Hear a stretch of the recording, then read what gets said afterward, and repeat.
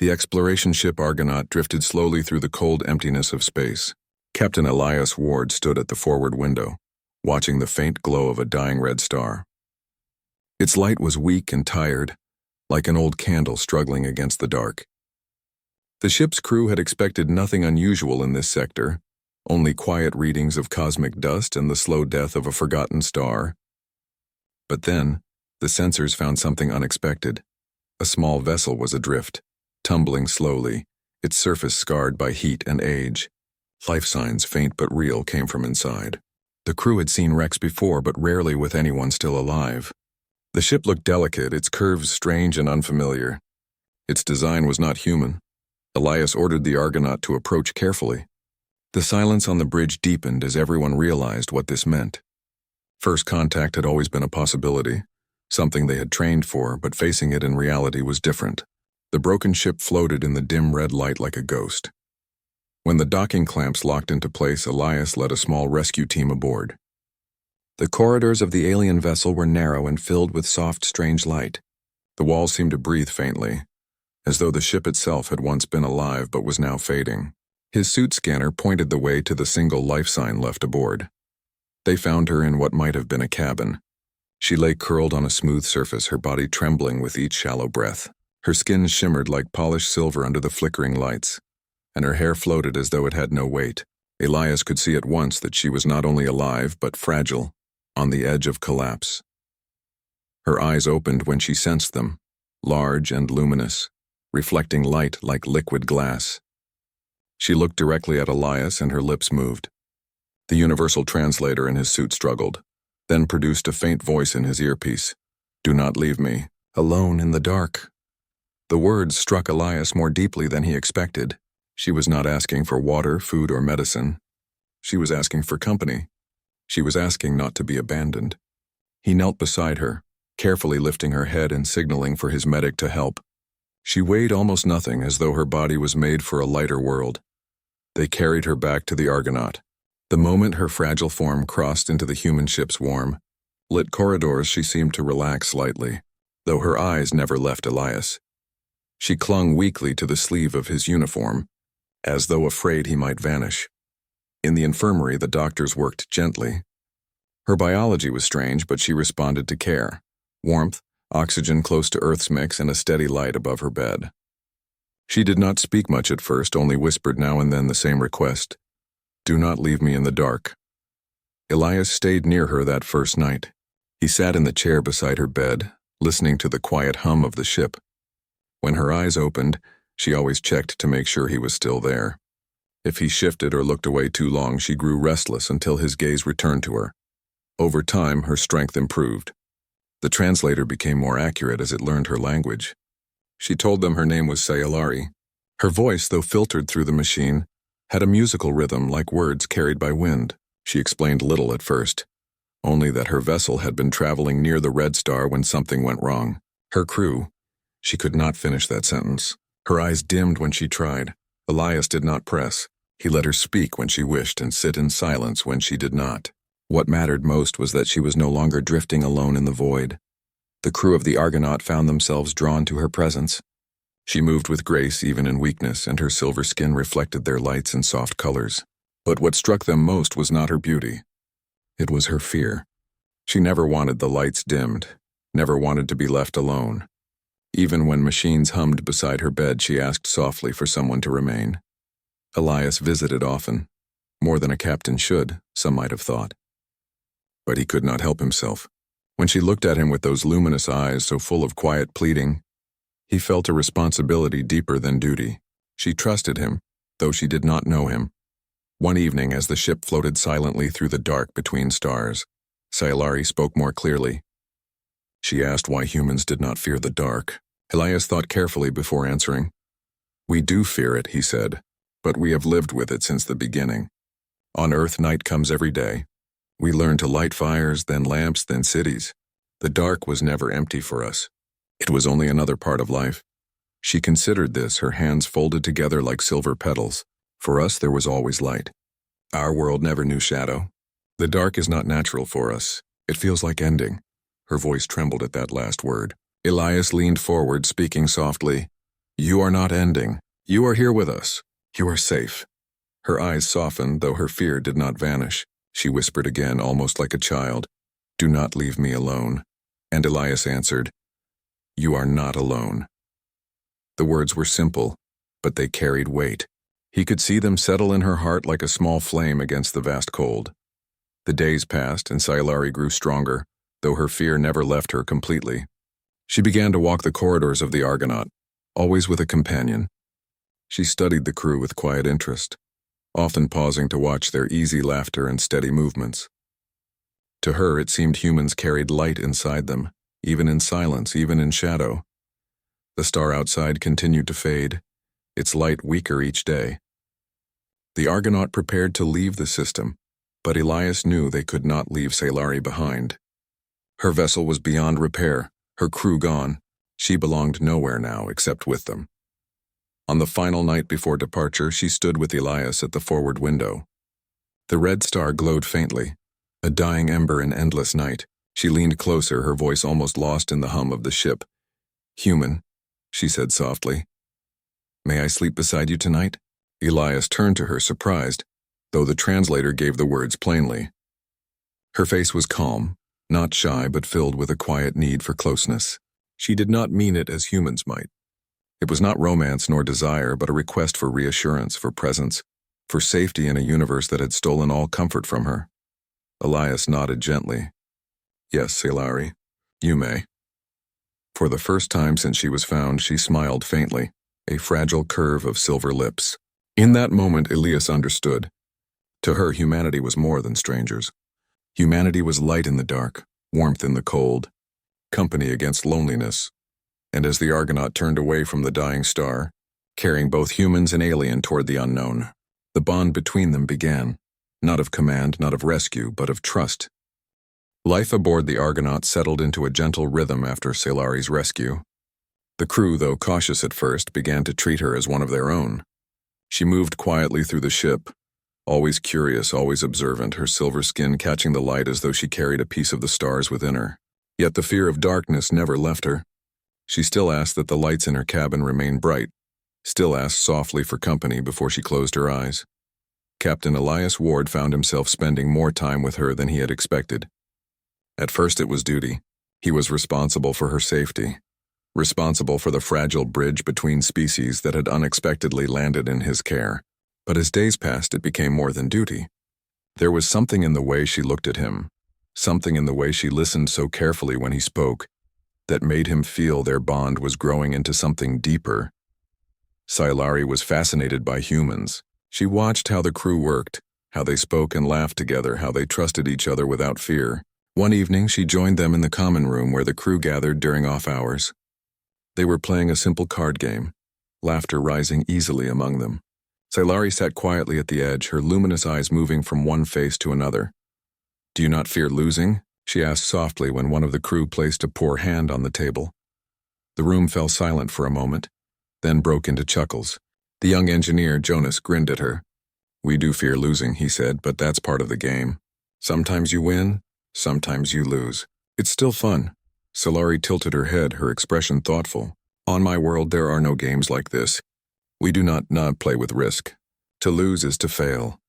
Elias, who had been watching from the side, leaned closer. "Maybe that's what makes humans different. We accept failure. We know it doesn't mean the end. It's only a step."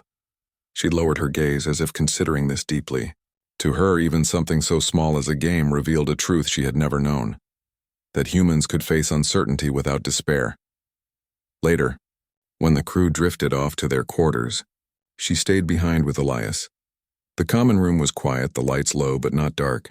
She sat with her hands folded neatly, her silver skin reflecting the glow of the table's surface.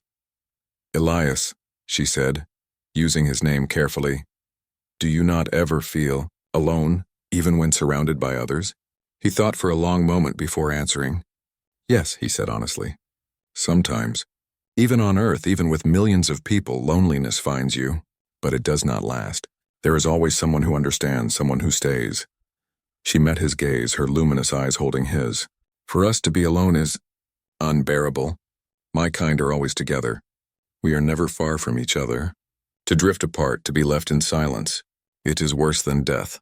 Her voice trembled, and Elias realized the depth of her fear. She had not only lost her ship and her people, she had lost the very foundation of her life, the constant nearness of her kind. Now she was surrounded by strangers in a darkness that had nearly swallowed her. "You are not alone now," Elias said quietly. "You are with us." Her eyes softened, and she gave the smallest nod. But he could see the shadow of her fear still lingered. The days turned into weeks as the Argonaut continued its mission. Scifi began to ask more questions, not only about loneliness but about human strength. She asked how they could travel so far from their home without fear. She asked how they endured the silence of space, the endless black pressing in on every side. Elias explained that humans carried their homes inside them. "We bring our memories, our stories, our laughter," he told her. "Even when we are far from Earth, we are never without it.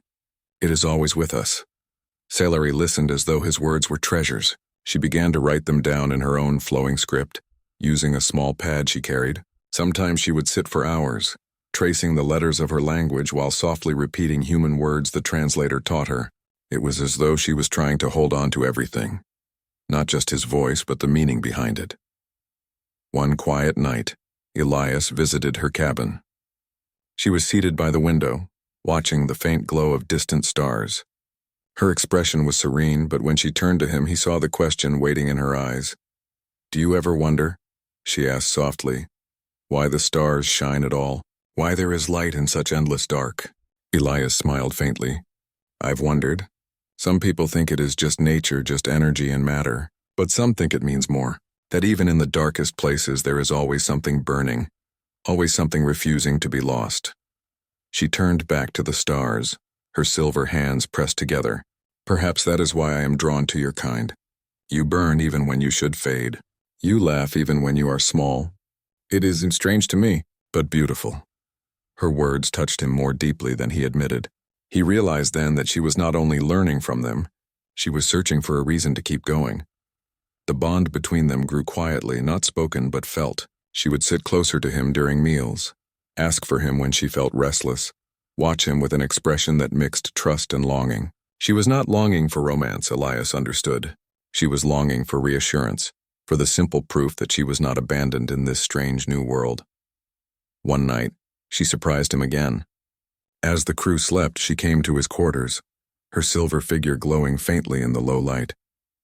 She stood in the doorway, hesitant, her voice soft. "May I stay here tonight?" she asked. Elias rose slowly, not startled, only thoughtful. He gestured for her to come in. She lay on the bed's edge, curling slightly, her eyes watching him as though afraid he might vanish. Elias sat in the chair beside her as he had done in the infirmary on the first night. "You are safe," he told her gently. Her lips curved in the faintest smile. "Yes, because you are here." And she closed her eyes, her breathing steady at last. Elias sat awake for a long time, watching her rest. He thought about the strange twist of fate that had brought her aboard his ship, about the fragile connection between their species, about the way she had begun to see in humans something she had never known before. In that quiet room, he understood what she truly sought, not just survival, not just light, but the comfort of presence, the comfort of another soul who would not leave her drifting in the silence. As the Argonaut sailed deeper into the unknown, Elias realized that her journey was no longer about rescue. It was about learning, and for both of them, she was learning what it meant to be human, and he was learning what it meant to carry the weight of another's hope. And though he did not say it aloud, he knew this was only the beginning. The Argonaut drifted quietly through the great emptiness, far from the dying red star where Scifi had been found. The days were calm, filled with routine, but something lingered beneath the surface like a faint sound only she could hear. Scifi moved about the ship with grace, her fear less sharp now but still present in her eyes. She stayed close to the crew, close to Elias, never straying far from the warmth of human presence. Yet sometimes, when the ship grew silent, she would pause, her silver fingers pressing lightly against the walls as though listening. Her expression would grow distant, troubled. When Elias asked what she felt, she only shook her head, unwilling or unable to explain. The crew noticed her unease. They respected her silence, but whispers spread in the mess hall and in the narrow corridors. "She knows something," Jonas said once, his voice low. Something about why her ship was destroyed. Others agreed but dared not confront her directly. It was Elias who would have to ask, and he knew it. One evening he found her in the observation deck, gazing out at the sea of stars. The lights of distant suns shone against her silver skin, giving her the look of a being made of light itself. She did not turn when he entered, but he could sense she knew he was there. "You feel it, don't you?" Elias asked softly. "Something out there." She lowered her head slightly, her voice quiet. "Yes." He stepped closer, his tone steady, gentle. "Sailari, what happened to your ship?" "You've never told us. We can't help unless we understand." Her hands trembled as she clasped them together. For a long time she did not speak. The hum of the Argonaut filled the silence. Finally she turned her luminous eyes to him, filled with both fear and trust. "My people call them the shadows," she whispered. "Not shadows of light, but shadows of silence. They follow ships. They unmake them. Not with fire, not with weapons, they wait. They press close until light fails, until voices vanish. My crew, they could not endure it." Elias frowned, trying to understand. "You mean another species? A predator?" She shook her head slowly. "Not like you think. Not hunters of flesh. Hunters of presence. They move in the spaces between, where even sound does not travel. They draw near and life grows weaker. My people cannot survive their touch. We are bound to light and song. When silence surrounds us, we fade." Her words sent a chill through him, though she spoke without mention of violence. The idea of something that did not attack but instead smothered life with silence was unsettling in its own way. "Are they near now?" Elias asked quietly. Sailari closed her eyes, her silver lashes trembling. "I do not know. Sometimes I feel them, like a memory pressing against me. Perhaps they are far, perhaps close. But I fear they will come again." Elias studied her face, the way she held herself with fragile strength. He realized she had carried this fear since the day they found her. Not only fear of loneliness, but fear that the shadows might return. When he spoke, his voice was calm, steady. "Sailari, listen to me. You are on the Argonaut. You are not alone. And whatever these shadows are, we will not let them take you." Her eyes shone, reflecting not only the stars, but also the faint spark of trust she had begun to place in humanity. "You speak with such certainty," she murmured, "as though you cannot imagine defeat." Elias gave a small smile. "It's not that we can't imagine it. It's that we don't let it stop us." The words comforted her, though the shadow of worry did not fully leave. Days passed, and the Argonaut continued its journey. The crew noticed odd readings on the scanners. Strange flickers of energy came and went, too faint to trace, too irregular to classify. Sailari grew more restless whenever the signals appeared, as though she could sense what the machines only hinted at. One afternoon, while sitting with Elias in the quiet of the observation deck, she spoke again of her people. "We are children of light," she said softly. "Our world has no night. The skies are always filled with brilliance. We live in great circles, never apart, our voices always joined. To be alone is to fade. That is why I asked you, Elias. When I said, 'May I sleep beside you,' it was more than comfort. It is the greatest request of my people. It is a plea for life itself." Elias listened carefully, feeling the weight of her words. "And you gave that request to me," he said gently. She nodded. "Because you carry something I do not understand. You carry light even when there is none around you. You do not fade in silence. You endure it. That is why I stay near you. You are a flame I cannot be without." Her words humbled him. He had never thought of humanity in that way, yet from her perspective it made sense. Humans had learned to live in darkness, to create warmth where none existed, to push forward in the void. To her, that was extraordinary. That night, Elias walked the corridors of the ship thinking about what she had said. He wondered if the strange signals truly were the shadows she feared or if they were something else. The thought of an unseen presence following them was unsettling, but more unsettling was the idea of Sailari living in constant fear of it. He resolved to stand beside her no matter what came. The crew grew uneasy as the signals grew stronger, though nothing appeared on the view screens. Jonas muttered that it felt like being watched by something that refused to show itself. The navigator admitted she sometimes heard faint whispers in the static of the comms, though no one else heard them. Sailari grew pale, her silver glow dimmer than before. She told Elias quietly, "If they are near, they will test you. They will draw close to see if you endure. My people could not. But perhaps you can. Elias placed a steady hand on her shoulder. We can, and we will. But you must trust us. Her eyes met his, filled with both fear and longing. I do trust you. It is the only reason I still breathe. The next days were filled with waiting.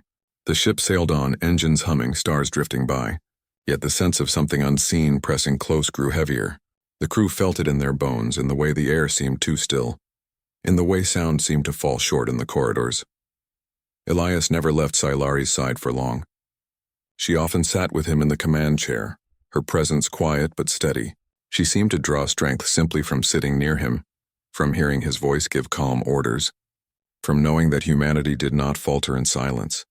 And though the shadows had not yet revealed themselves, Elias knew that Silari's past was slowly becoming their present. Whatever had destroyed her ship was not finished.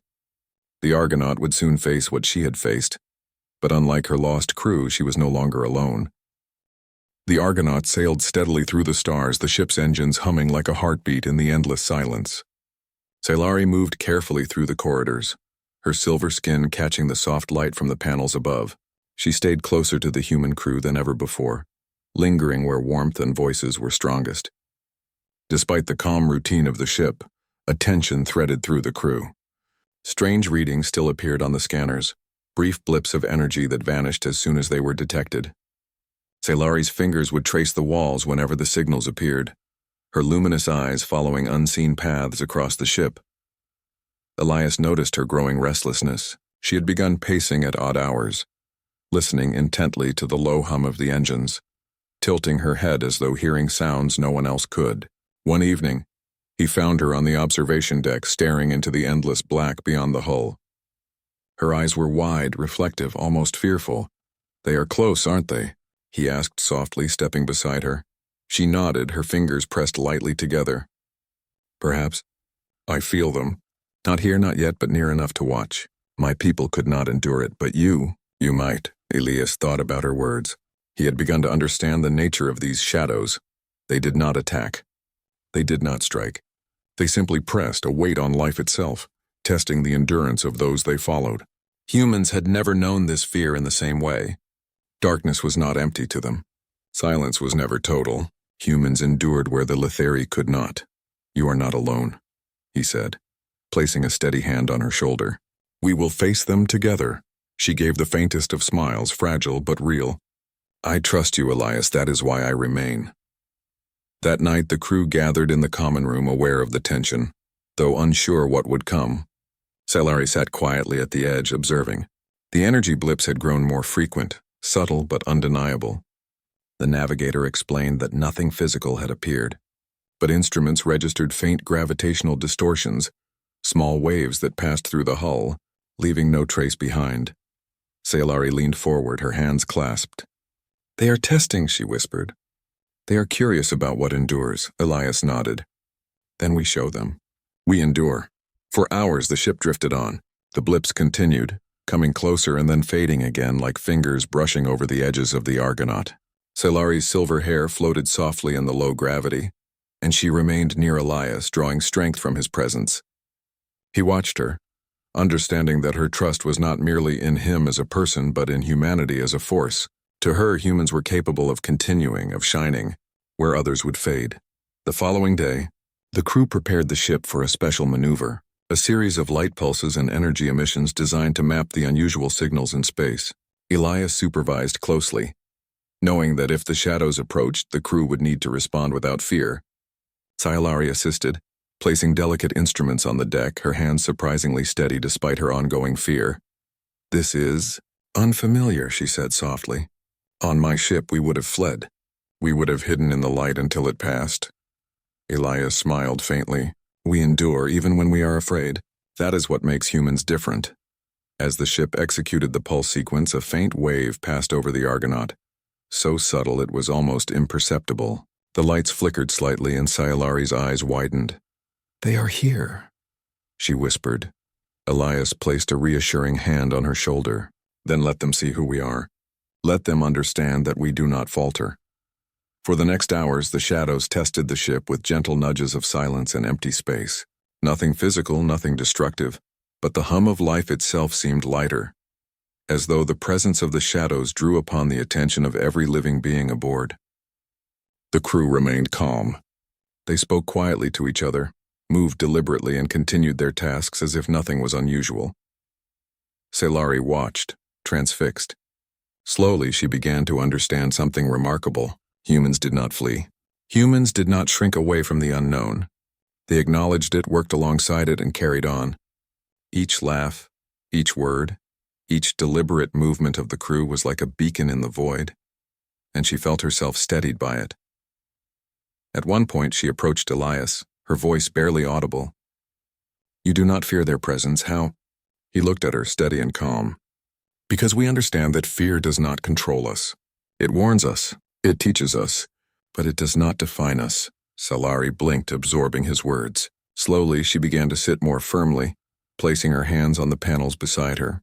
Her silver glow brightened slightly, as though she too was drawing strength from the human way of being. As the day passed into the long night of deep space, the blips began to fade. The shadows, if they were indeed observing, seemed to withdraw, leaving the ship untouched. Scifi's relief was visible, though tempered by caution. She looked at Elias and whispered, "They will come again, won't they?"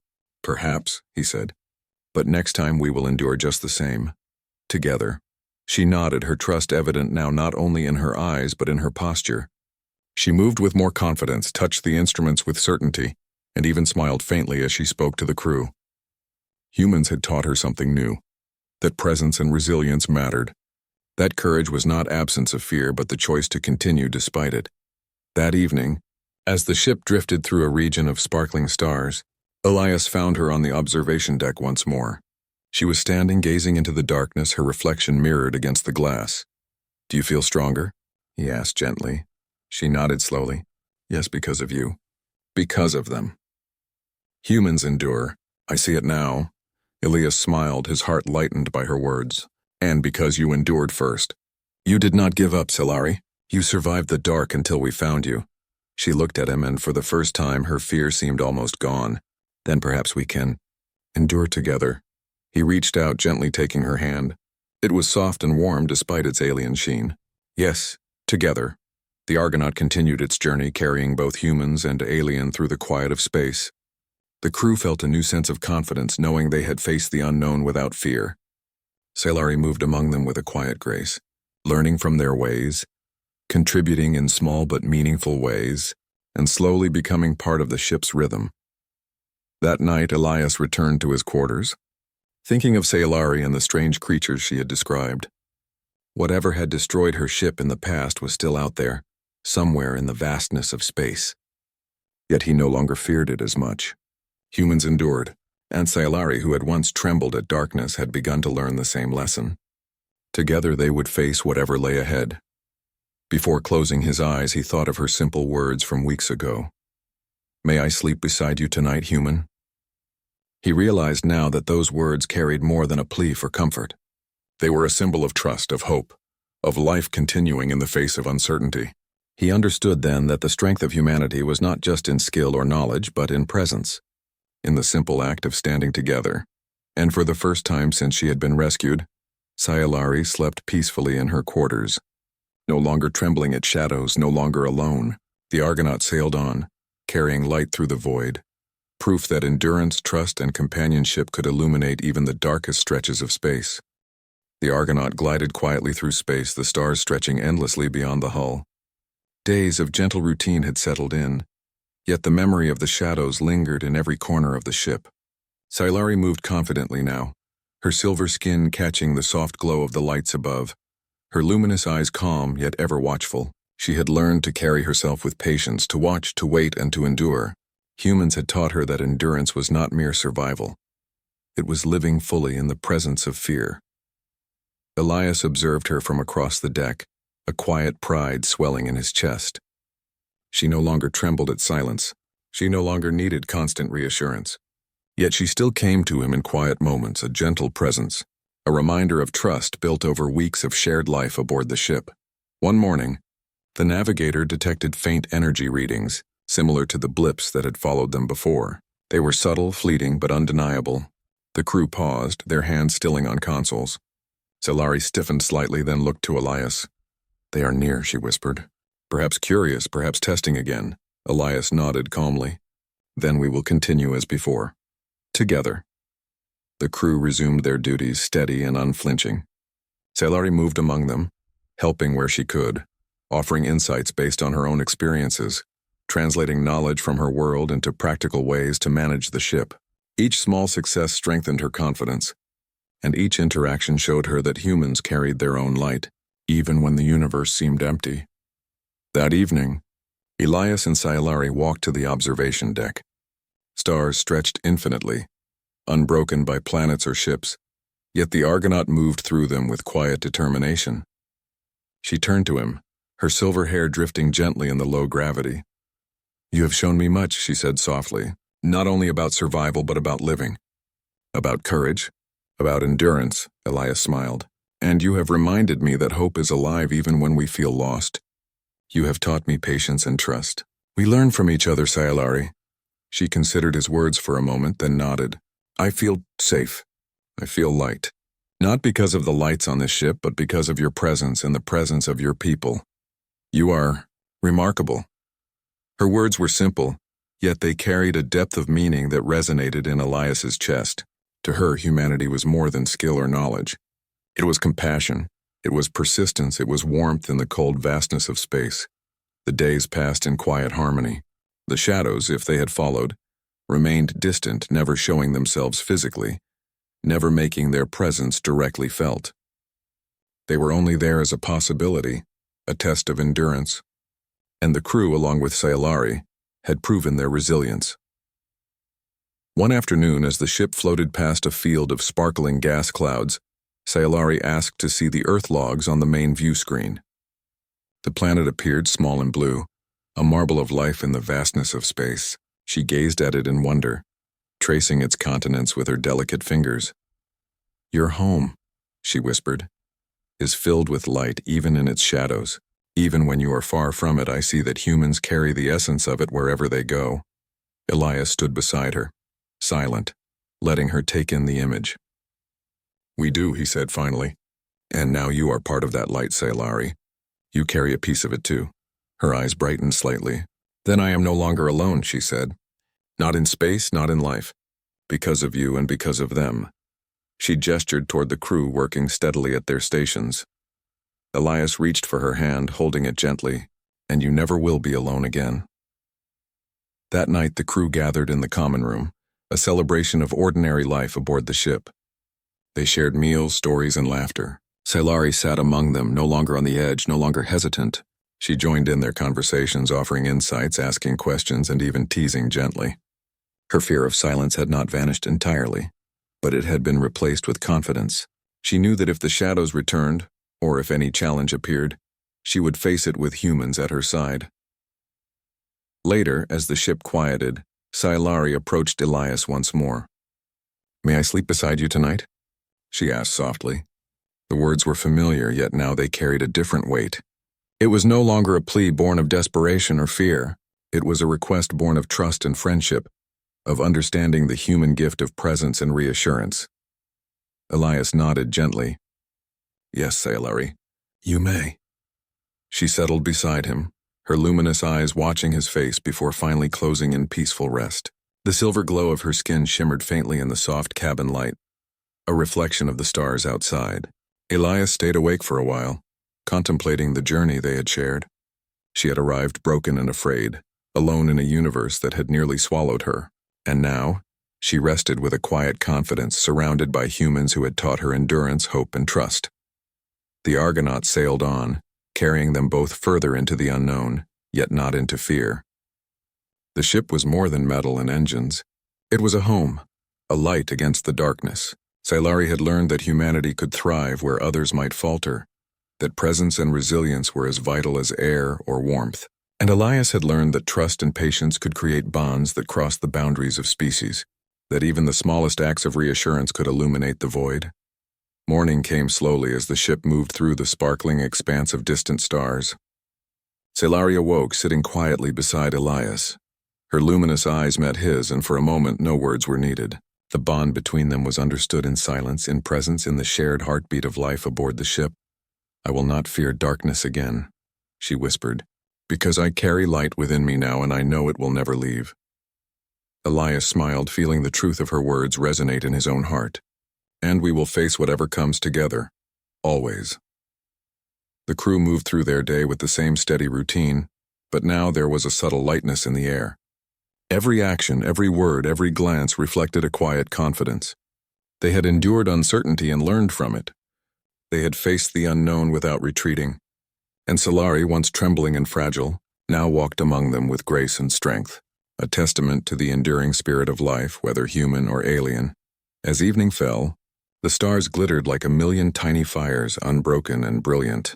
Elias stood beside Solari on the observation deck, the universe stretching endlessly before them. The ship carried them safely through it all, but it was more than that. It carried the bond of trust, of courage, and of light, and for the first time since she had been found adrift, Solari felt fully alive, fully human in the ways that mattered most, resilient, trusting, and connected. The Argonaut sailed on into the deep silence, proof that life could thrive in even the coldest reaches of space. Solari's journey from fear to trust had become a journey for everyone aboard the ship. Humanity's strength had shown her that endurance, companionship, and hope could illuminate even the darkest void.